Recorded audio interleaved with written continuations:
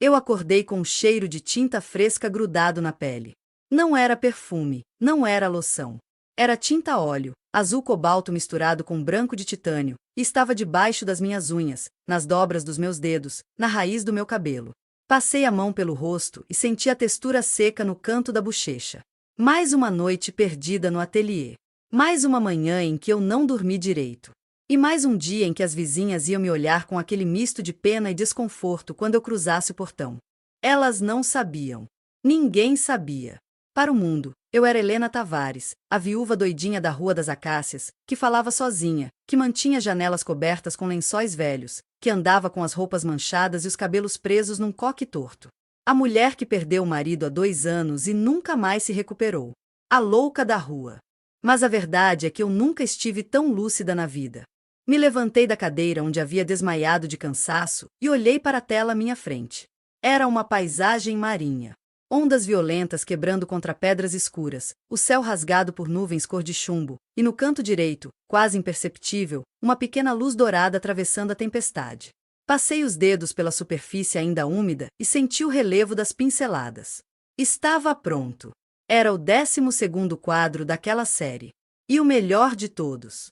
Caminhei até o espelho empoeirado no canto do ateliê e me olhei. Meu Deus! Helena, você está horrível. Manchas roxas debaixo dos olhos, a pele pálida, o cabelo que não via um salão há meses. Sorry. Um sorriso cansado, mas real. Porque eu sabia o que aquelas marcas significavam. Cada mancha de tinta era uma batalha ganha. Cada noite sem dormir era um passo mais perto. Mais perto de provar para mim mesma que eu ainda existia. Que eu não havia morrido junto com Marcos. Marcos. Meu marido. Meu amor. Meu carcereiro. Não é fácil dizer isso. Não é fácil admitir que você amou alguém que te sufocava. Ele era carinhoso, atencioso, presente. Mas também era controlador, possessivo, e tinha uma forma muito sutil de fazer você acreditar que suas ideias não eram boas o suficiente. Durante 15 anos, eu guardei meus pincéis numa caixa de papelão no alto do armário. 15 anos em que meu talento dormiu, porque Marcos achava que pintura era hobby de adolescente, não coisa séria. Você precisa se concentrar na família, Helena. Na nossa vida. Isso de arte não paga conta. Paguei todas as contas depois que ele morreu. Com faxina, com comida congelada que eu vendia para os vizinhos, com aulas particulares de inglês. Mas principalmente com silêncio. Muito silêncio. E foi nesse silêncio que ouvi, pela primeira vez em anos, minha própria voz. A voz que dizia, pinte. Então pintei. No começo, escondida. Com medo do julgamento, com vergonha de estar feliz enquanto todo mundo esperava que eu estivesse de luto eterno. Cobre as janelas porque não queria que vissem a luz acesa de madrugada. Parei de atender o telefone porque não tinha paciência para ouvir conselhos sobre superar a perda. Deixei de pentear o cabelo com frequência porque cada segundo importava. Cada minuto era precioso. Eu tinha perdido 15 anos. Não ia perder mais nenhum. Claro que isso me transformou, aos olhos dos outros, na viúva maluca. A coitadina que pirou. Mas eu não ligava. Ou pelo menos tentava não ligar. Até aquela manhã de terça-feira, 3 semanas atrás, quando encontrei o envelope debaixo da porta. Era grosso, amarelo, com meu nome escrito à mão numa caligrafia firme e elegante.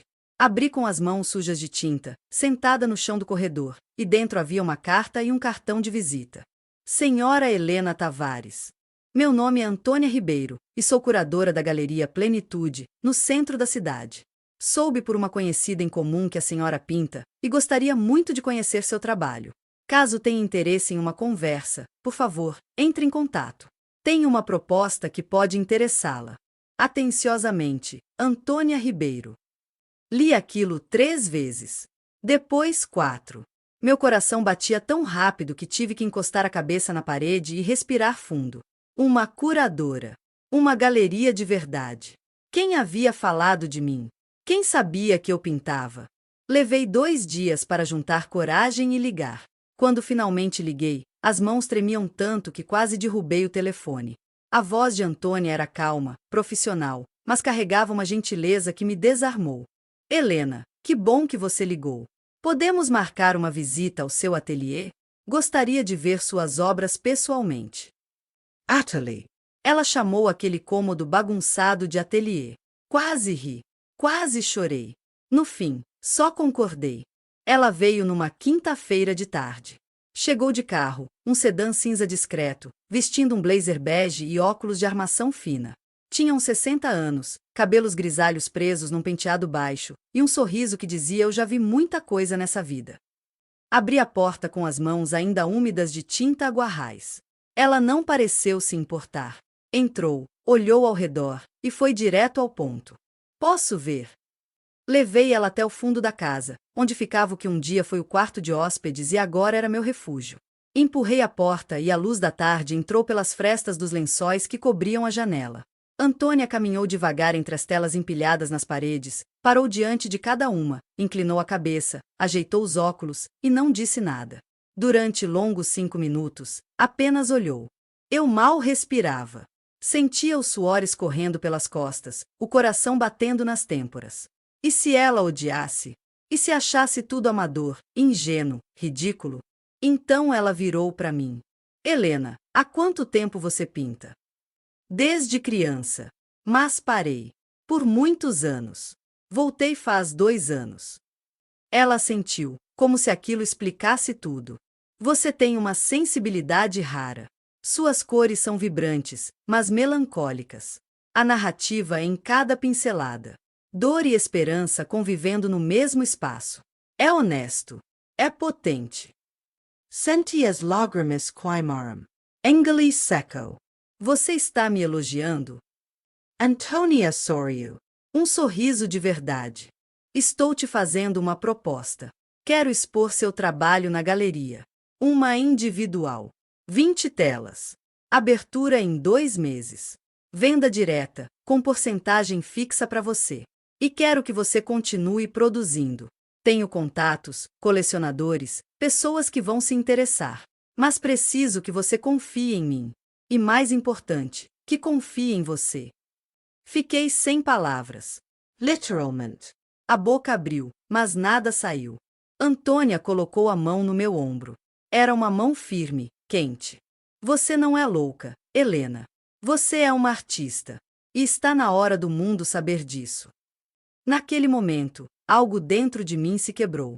Ou talvez tenha se consertado. Não sei dizer. Só sei que chorei. Chorei muito. Antes de ir embora, ela virou para mim na porta e disse: prepare essas 20 telas. Eu volto semana que vem para escolher as peças e discutir os detalhes. Ah, e Helena, lave esse cabelo, vai? O mundo precisa conhecer a artista, não a louca da rua. Rimos juntas. E quando ela saiu, eu tranquei a porta, encostei nela, e pela primeira vez em muito tempo, me senti vista. Não como a viúva. Não como a doidinha. Mas como eu. Helena. A mulher que pintava tempestades com luz no meio. Se você está lendo isso, se está aqui comigo nessa jornada, eu quero te pedir uma coisa. Inscreva-se no canal e deixe um like. Porque essa história só está começando. E eu prometo, você não vai querer perder o que vem agora. Passei os próximos dias num ritmo frenético. Dormi pouco, comi menos ainda, e produzi como nunca. Antônia voltou, como prometido, e juntas selecionamos as 20 telas. Ela fotografou cada uma, anotou títulos, fez perguntas sobre técnica, inspiração, processo criativo. Tratou tudo com seriedade. Como se eu fosse uma artista de verdade. Como se meu trabalho importasse. E pela primeira vez, comecei a acreditar que sim. Que importava. Mas nem tudo são flores. E eu estava prestes a descobrir que quando você começa a brilhar, sempre tem alguém querendo apagar sua luz. Aguardo sua confirmação para continuar com o bloco 2. Aqui está o bloco 2, aproximadamente 2.000 palavras. A primeira pedra veio numa manhã de sábado, disfarçada de preocupação familiar. Eu estava no ateliê, finalizando os últimos retoques numa tela de girassóis secos contra um céu alaranjado, quando a campainha tocou. 3 toques longos, insistentes. Reconheci o padrão. Era Sônia, minha cunhada. A irmã mais velha de Marcos. A mulher que, desde o funeral, havia se autoproclamado guardiã da memória do irmão, por extensão, fiscalizadora da minha vida. Abri a porta com o pincel ainda na mão. Ela estava lá, de braços cruzados, bolsa carapendurada no ombro, olhando para mim como se eu fosse uma criança desobediente. Helena, precisamos conversar. Não era pedido. Era ordem. Deixei ela entrar. Sônia caminhou até a sala com passos firmes, olhou ao redor com desaprovação mal disfarçada e sentou no sofá como se estivesse presidindo um tribunal. Sentei na poltrona em frente, ainda segurando o pincel. Tinha tinta verde musgo na palma da mão. Soube que você está planejando uma exposição. Meu estômago apertou. Como ela sabia? Eu não tinha contado para ninguém da família. Antônia havia sido discreta. Ainda não havíamos anunciado nada publicamente. Quem te contou? Sônia deu um sorriso pequeno, daqueles que não chegam aos olhos. Não importa. O que importa é que isso é um erro, Helena. Um erro grave. Respirei fundo. Tentei manter a calma. Por quê? Ela se inclinou para frente, a voz baixando um tom, como se estivesse compartilhando um segredo. Por que você não está bem? Todo mundo sabe disso. Você fica trancada aqui, suja de tinta, falando sozinha, ignorando a família. Agora quer expor suas pinturas, como se fosse uma artista. Helena, você está fazendo o papel de ridícula. E pior, está manchando a memória do meu irmão. Senti o sangue subir. As mãos tremeram. Manchar a memória? Como? Sônia suspirou, como se estivesse explicando algo óbvio para alguém muito lento. Marcos sempre cuidou de você. Te deu uma casa, estabilidade, uma vida digna. E agora, 2 anos depois que ele morreu, você resolve virar artista? As pessoas vão falar, Helena. Vão dizer que você está usando a viuvez para chamar atenção. Que está desesperada. Que enlouqueceu. Engoli seco. Cada palavra era uma facada. Porque eu sabia que ela tinha razão em uma coisa: as pessoas iam falar. Já falavam. Mas pela primeira vez, eu não ligava. Sônia, com todo respeito, minha vida não é da sua conta. O rosto dela endureceu. Ah, não é? Então me explica por que você está morando numa casa que pertencia ao meu irmão, usando o dinheiro do seguro de vida que ele deixou, enquanto inventa essa história de artista. Você tem obrigações, Helena. Responsibilities. E uma delas é honrar a memória de Marcos, não virar motivo de piada. Levantei da poltrona. As pernas tremiam, mas a voz saiu firme. Sônia, eu amei Marcos. Mas ele morreu. E eu estou viva. E enquanto eu estiver viva, vou viver do jeito que eu quiser. Se isso te incomoda, a porta está aberta. Ela me olhou com uma mistura de choque e raiva. Ficou em silêncio por alguns segundos, e então levantou, pegou a bolsa e caminhou até a porta. Mas antes de sair, virou para mim. Você vai se arrepender disso, Helena. Quando todo mundo te der as costas, quando você perceber que está sozinha, vai se arrepender. A porta bateu. E eu fiquei ali, no meio da sala, segurando o pincel, com o coração disparado e as mãos suando frio. Mas não chorei. Não dessa vez. Porque eu tinha aprendido uma coisa nos últimos 2 anos: medo é combustível. E eu ia usar aquele medo para pintar a melhor tela da minha vida. Nos dias seguintes, Sônia não foi a única a aparecer. Recebi ligações de primas distantes, vizinhas que nunca tinham trocado mais de 3 palavras comigo, até a dona Marta, a fofoqueira oficial da rua, bateu na minha porta para ver se eu estava bem.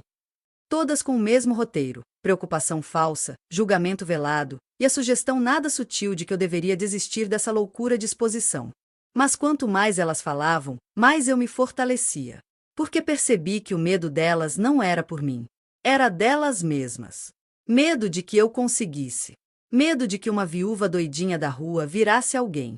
Medo de que meu sucesso expusesse a mediocridade de suas próprias vidas acomodadas.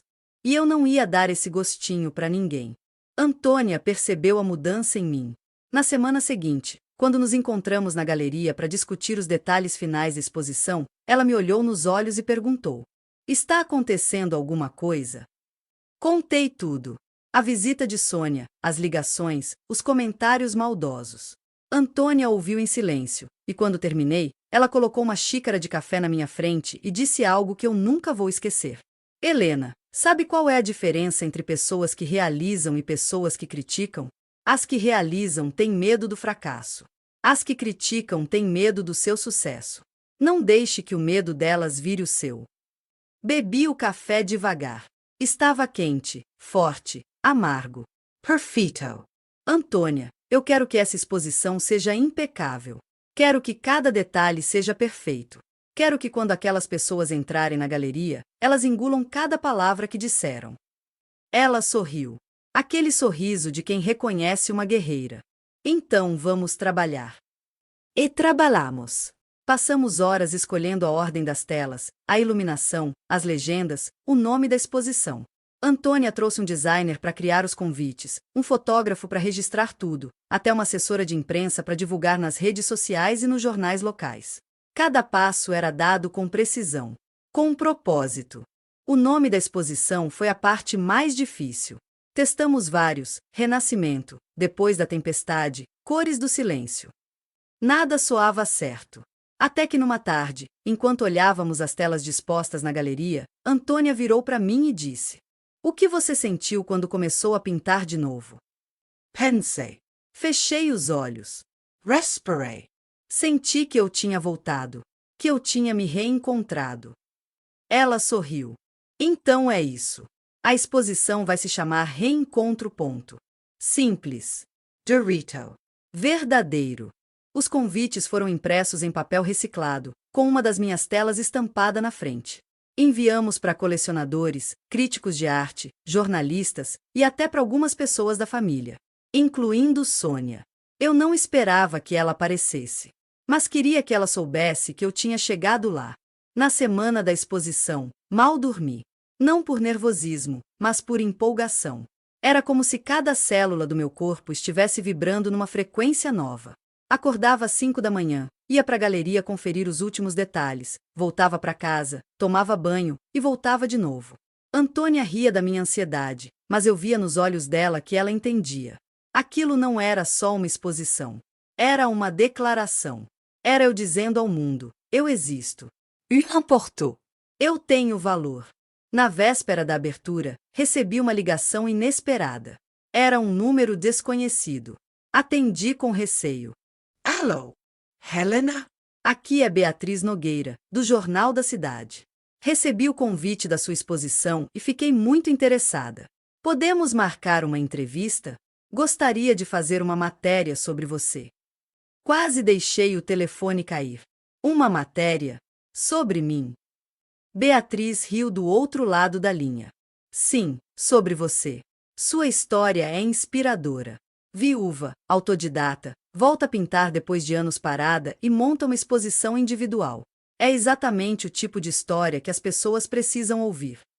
Marcamos a entrevista para a manhã seguinte. Desliguei o telefone e gritei. Gritei alto, sozinha na sala, num misto de felicidade e descrença. Antônia estava certa. As coisas estavam acontecendo. A entrevista foi na galeria, na manhã de sexta-feira. Beatriz chegou com um fotógrafo, caderno de anotações e um sorriso caloroso. Conversamos por mais de 1 hora. Ela perguntou sobre minha infância, sobre Marcos, sobre o que me levou a pintar de novo, sobre o significado das telas. Eu respondi com honestidade. Sem filtros. Sem vergonha. Quando ela foi embora, Antônia me abraçou. Você foi incrível. A matéria sai amanhã, no Caderno de Cultura. Vai bombar. E bombou. No sábado de manhã, meu telefone não parava de tocar. A matéria tinha saído na capa do caderno, com uma foto minha ao lado de uma das minhas telas favoritas, a da Tempestade com Luz. O título era Helena Tavares, artista que renasceu das cinzas da viuvez. Dentro, 2 páginas inteiras contando minha história, com fotos das obras, citações minhas, e até um pequeno texto de Antônia falando sobre meu talento. Chorei lendo. Chorei muito. Porque ali, naquelas páginas, eu não era louca da rua. E eu era Helena Tavares, artista. E naquela noite, quando as portas da Galeria Plenitude se abriram para a abertura oficial da exposição Reencontro, eu estava pronta. Vestido simples, cabelo lavado e penteado, unhas limpas. Mas principalmente, coração aberto. Porque o verdadeiro reencontro não era com as pessoas. Era comigo mesma. E ele estava apenas começando. Aguardo sua confirmação para continuar com o bloco 3 final. Aqui está o bloco 3 final, Aproximadamente 2.000 palavras. A galeria estava cheia, a luz filtrando pelas janelas altas e refletindo nas telas penduradas em paredes brancas impecáveis. Ouvi o murmúrio das pessoas se misturando ao som calmo de um piano no fundo. O cheiro de vinho branco e flores recém-arranjadas criava uma atmosfera acolhedora, mas meu coração ainda batia como se estivesse fugindo de um incêndio. A primeira pessoa a se aproximar foi Beatriz, a jornalista. Ela trouxe consigo um exemplar do jornal daquele sábado, dobrado com cuidado, e me entregou junto com um abraço afetuoso. Parabéns, Helena. Você merece cada reconhecimento. Senti o calor humano daquele gesto como um antídoto para todos os meses de isolamento. Logo vieram curiosos, colecionadores discretos, 2 professores de arte da universidade e até o prefeito, de terno claro e sorriso de solenidade. Mas ali, entre tantos rostos, o que mais me marcou foi ver Sônia. Ela entrou tarde, de cabeça baixa, sem bolsa cara, vestida com uma simplicidade que não combinava com sua postura habitual. Me procurou com o olhar, hesitou, e finalmente se aproximou. Ficamos lado a lado diante da tela da Tempestade com Luz, a minha favorita. Ela falou baixo, quase sussurrando. Eu não entendi antes. Eu não sabia. Mea culpa. Olhei nos olhos dela e, por um instante, vi só uma irmã ferida, não uma adversária. Segurei sua mão, sentindo ali o peso de anos de mágoa e expectativa frustrada. Está tudo bem, Sônia. Hoje eu entendo o que preciso. E estou em paz. No centro da galeria, Antônia fez um breve discurso, valorizando o poder da reinvenção, a coragem de dar voz à dor através da cor. Enquanto falava, sentia todos os olhares se voltando para mim, mas dessa vez, eu não queria me esconder. Queria ser vista. Ao final, ela anunciou que 5 telas já estavam vendidas. Meu trabalho, que nasceu na solidão, agora encontrava casas onde seria visto, admirado, respeitado. A noite seguiu com abraços, conversas rápidas, risos tímidos e trocas de cartões. Cada elogio me fortalecia e, pela primeira vez, me diverti observando as reações das pessoas àquelas pinceladas cheias de segredos. Vi uma adolescente puxar a mãe pela mão, apontando para a tela dos girassóis e dizendo: "Quero pintar assim quando crescer." Era como se aquele talento escondido, que por tanto tempo temi mostrar, finalmente tivesse encontrado seu lugar. No fim do evento, Antônia me chamou de lado e entregou um envelope.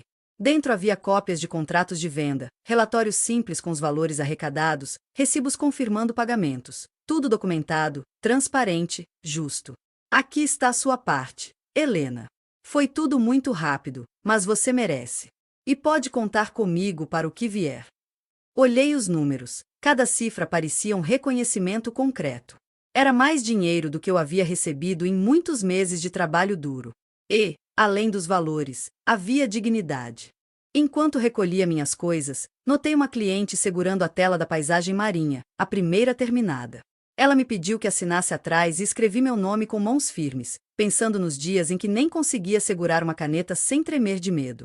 Do lado de fora, a rua estava fria, mas a sensação era de verão. Voltei para casa, tirando os sapatos na porta, sentindo os pés no chão limpo. Lavei o rosto e, ao olhar no espelho, vi outra Helena. Alguém capaz de criar, de se mostrar, de ser aceita. Sorrindo fui preparar um chá, ouvindo o ruído simples da chaleira, pensando na leveza inesperada de uma rotina conquistada. Antes de dormir, caminhei até o ateliê. O cheiro de tinta continuava lá, mas agora era perfume de vitória. Toquei a tela da Tempestade mais uma vez, percebendo ali, no relevo das pinceladas, uma história de superação. Peguei o velho pincel manchado que me acompanhou desde o início, e por um momento, lembrei de cada noite, cada lágrima, cada pequeno gesto que me trouxe até aqui. Respirei fundo, deixei a luz do abajur criar sombras suaves na parede, e sorri com vontade. Essa foi minha jornada. Do silêncio imposto ao reencontro com quem realmente sou. Minha arte nasceu da dor, mas floresceu no afeto e no reconhecimento. Aprendi que nunca é tarde para mostrar ao mundo o que se carrega na alma, e que até quem julgava pode, um dia, ser tocado pela beleza do que criamos. Se essa história te emocionou, te fez lembrar de alguém ou até te inspirou a buscar seu próprio talento, deixe seu comentário aqui embaixo e compartilhe com quem precisa ouvir. Seu apoio é parte do meu renascimento. E, claro, se quiser acompanhar o que vem pela frente, já se inscreve no canal e deixa um like. Assim seguimos juntos, criando novas histórias, superando limites e celebrando cada pequena conquista. Hoje, o cheiro de tinta me lembra felicidade. E amanhã, quando o sol nascer nas janelas da minha casa, vou pintar de novo. Porque agora, ninguém mais pode calar quem decidiu viver. Eu acordei com